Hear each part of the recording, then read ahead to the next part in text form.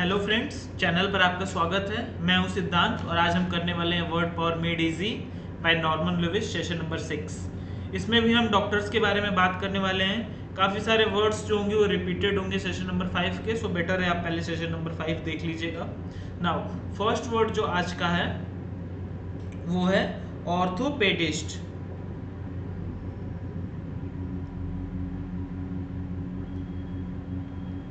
Ortho का meaning हम already कर चुके हैं, किसी भी चीज को स्ट्रेट करना। ओके, एंड यहाँ पे एक और रूट वर्ड था पैडोज। पैडोज का मतलब क्या होता था? चाइल्ड या किड, उसी से ये वर्ड आया है पेडिया। तो इसका जनरल मीनिंग क्या? अर्लियर जो पहले मीनिंग होता था इसका, जो जब बच्चे पैदा होते थे उनकी बोन्स, स्पाइनल कर्व वो सब टेढ़ी होती थी, डॉक्टर्स उनके बोन्स को स्ट्रेट करते थे। तो straightening of kids bone. Okay, ये अर्लियर मीनिंग था, लेकिन आज के टाइम पे बहुत जनरल डॉक्टर हैं जो आपको कोई भी अगर प्रॉब्लम होती है बोन स्ट्रेटनिंग की, या अगर बोन फ्रैक्चर हो जाती है तो आप इन डॉक्टर के पास जाते हैं। ठीक है, बोन स्ट्रेटनिंग या फिर बोन फ्रैक्चर होता है तो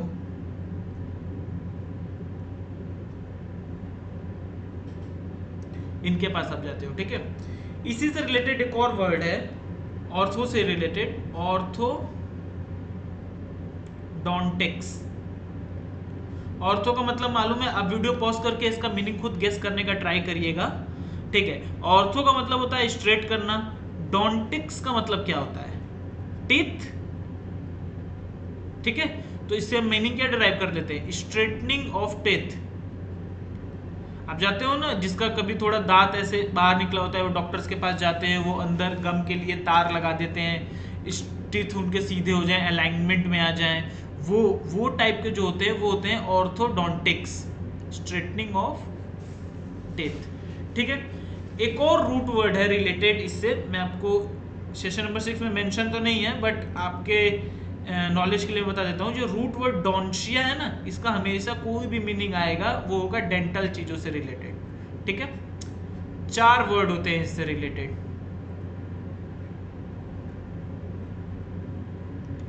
पहला वर्ड है इंडोडोंटिस्ट।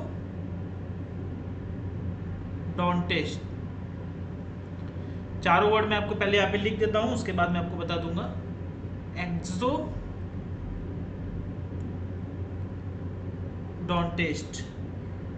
पेरियोडोंटिस्ट,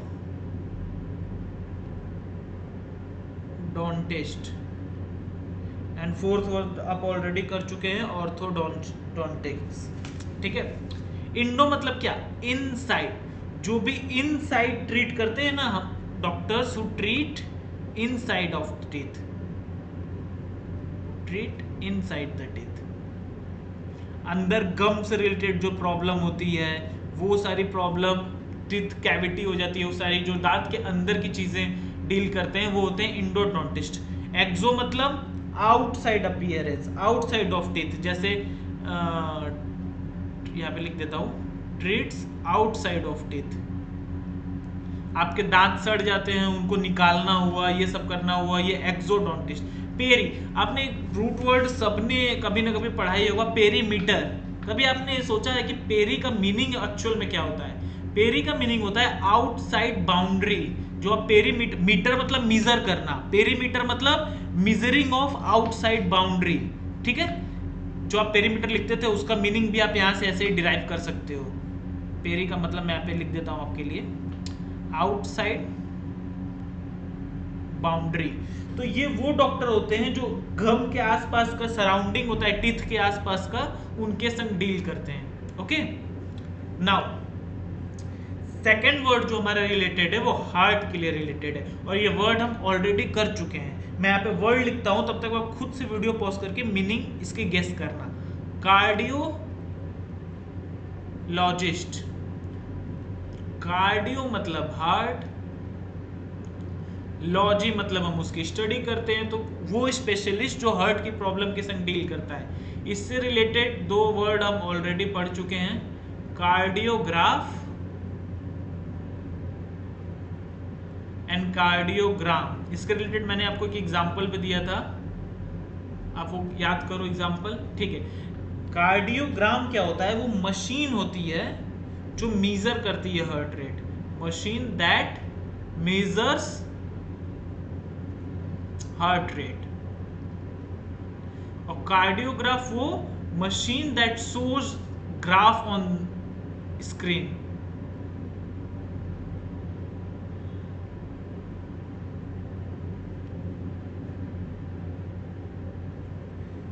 विजुअल ग्राफ जो इसमें हमको दिखता है, ठीक है। अब नाउ इससे अब हमारे थर्ड वर्ड पे आ जाते हैं जो सबसे इंपॉर्टेंट है नर्वस सिस्टम के रिलेटेड। ये इस थर्ड वर्ड में हम नर्वस सिस्टम के रिलेटेड रूट वर्ड्स पढ़ेंगे, ठीक है। जो फर्स्ट वर्ड है हमारा वो न्यूरो। न्यूरो का मतलब क्या? न्यूरो रूट वर्ड का मीनिंग ये होता है नर्व्स, ठीक है। अब जो इससे वर्ड डिराइव होता है हमारा वो होता है न्यूरैल्जिया।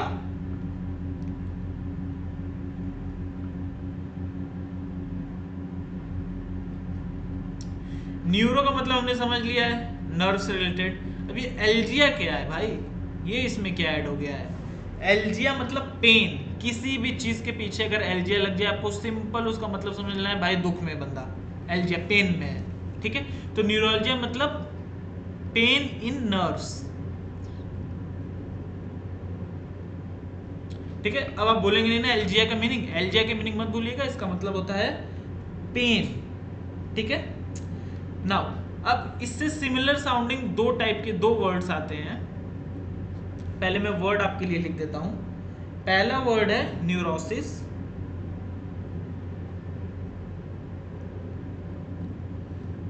एंड दूसरा वर्ड है न्यूरेटिस। स्पेलिंग में कंफ्यूज मत होइएगा, स्पेलिंग जब आप प्रोनाउंस करेंगे 2-3 बार तो ऑलरेडी आपको स्पेलिंग याद हो जाएगी इसकी, ठीक है। चलो अब इनका मतलब देख लेते हैं। न्यूरोसिस से आपको क्या समझ आ रहा है? न्यूरो मतलब तो नर्व समझ में आ रहा है, ठीक है भाई, समझ में आता है। ऑसिस का क्या मतलब है भाई? ऑसिस का मतलब होता है एबनॉर्मल या डिजीज कंडीशन में है कोई, एबनॉर्मल और डिजीज्ड कंडीशन। तो भाई नर्व है और ऑसिस एक ऐसी कंडीशन है कि बीमार है बंदा, एबनॉर्मल बिहेव कर रहा है, ठीक है। तो नर्व का कोई एलिमेंट है, ये बात हमको इससे समझ में आ रही है। ये कैसे लोग होते हैं? वो ये ऐसे लोग हैं ना जो अपने एनर्जी का बहुत एक्सेसिव यूज करते हैं अनप्रोडक्टिव पर्पस के लिए, सो इनकी पर्सनालिटी डेवलपमेंट रुक जाती है, ठीक है, ये स्टॉप हो जाती है। वैसे जो प्रॉब्लम जिसके अंदर आ जाती है उसको कहा जाता है कि भाई इसको न्यूरोसिस इफेक्ट हो गया है। Any element, any physical element in nerve, physical से रिलेटेड इनका पर्सनालिटी डेवलपमेंट ही रुक गया है। Personality, any physical element in nerve. दूसरा वर्ड जो न्यूराइटिस है, इसका मतलब होता है इन्फ्लेमेशन इन द नर्व्स, मतलब जलन होती है ना, जो इन्फ्लेमेशन ऑफ नर्व्स,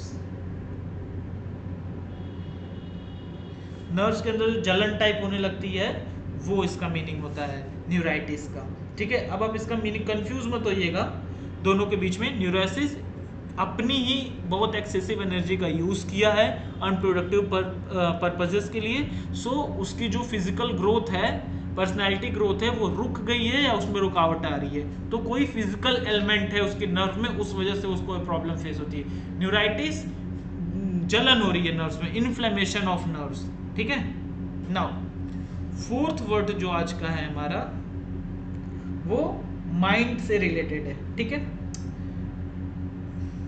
अब देखो जो न्यूरोसिस कंडीशन है वो मेंटल अनबैलेंस तो है, लेकिन परमानेंट मेंटल, मतलब इंसान पागल ही नहीं हो गया है, ऐसा नहीं हुआ है। जो इंसान पूरी तरह पागल हो गया है वो क्या है भाई? वो है साइकोसिस। फुल ब्लोन मेंटल डिसऑर्डर जो होता है वो होता है साइकोसिस। Just a minute.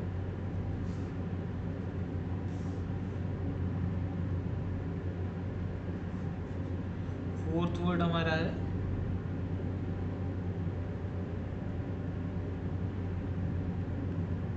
साइकोसिस। ये क्या है? Full blown mental disorder.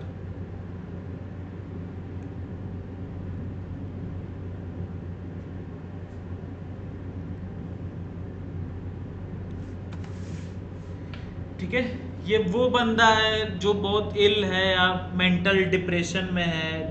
इसको मतलब कोई इंसिडेंट या सिचुएशन की वजह से इसको मेंटल डिसऑर्डर हो गया है, पूरी तरह से पागल हो गया है, कह लो आप। ठीक है। सेकंड, इससे रिलेटेड जो वर्ड है वो है साइकोटिक।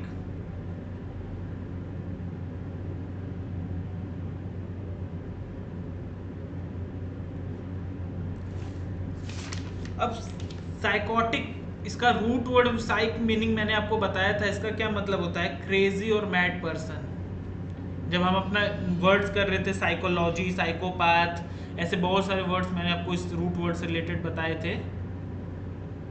फिर भी मैं आपके लिए एक बार फिर यहाँ पे लिख देता हूँ। साइको का मतलब क्या होता है? क्रेजी और मैड पर्सन जो होते हैं, ये इसका रूट वर्ड है। अब जो साइकोटिक वर्ड है हमारा, एक ट्रू साइकोटिक क्या है? जिसने अपनी खुद का एक इमेजिनरी वर्ल्ड बना लिया है। ठीक है, कि रियलिटी से उसका लॉस्ट, मतलब रियलिटी से उसका कोई लेना देना ही नहीं है, वो मानता ही नहीं रियलिटी में, उसने अपनी खुद की एक इमेजिनरी दुनिया बना के रखी है। ठीक है, ऐसे जो पर्सन होते हैं उनको हम साइकोटिक पर्सन कहते हैं। ठीक है। नाउ एक और वर्ड है साइकेट्रिस्ट।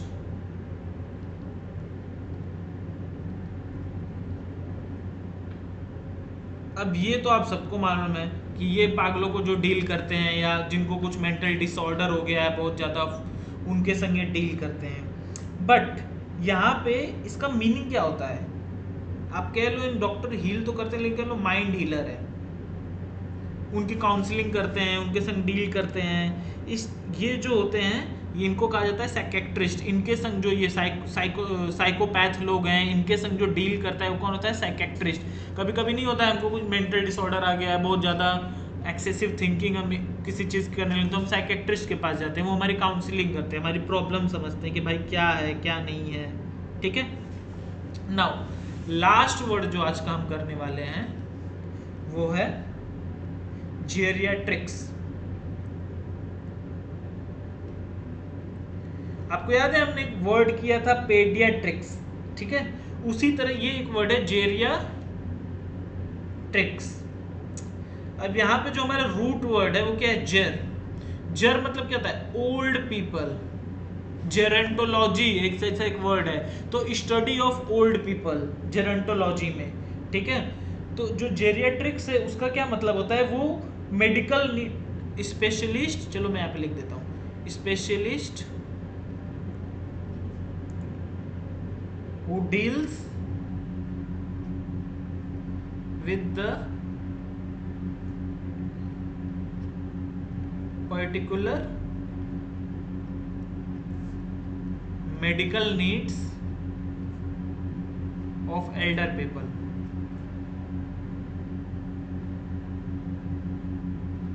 ठीक है, बूढ़े लोगों की मेडिकल प्रॉब्लम्स के संग जो डील करता है होता है जेरियाट्रिक्स। जेर यहाँ पे जो रूट वर्ड है उसका मीनिंग है ओल्ड। एक और वर्ड है जेरेंटोलॉजिस्ट।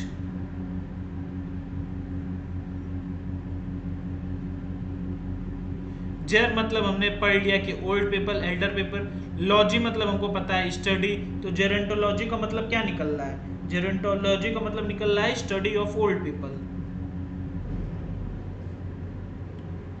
ठीक है, और ये जो जेरेट्रिक्स है ये क्या है? ये स्पेशलिस्ट ऑफ ओल्ड पीपल है। ठीक है, आज के लिए सेशन नंबर 6 में इतना ही है। आई होप आपने काफ़ी सारे वर्ड सीखे होंगे। आप रिवाइज करते रहिए तो ही आप वर्ड्स को रिटेन कर पाएंगे, याद करने की कोशिश करेंगे तो नहीं कर पाएंगे। ओके, चैनल पर आपको अगर कंटेंट अच्छा लगता है तो चैनल को सब्सक्राइब करें, वीडियो को लाइक करें और शेयर करें अपने फ्रेंड्स एंड फैमिली के साथ। Thank you.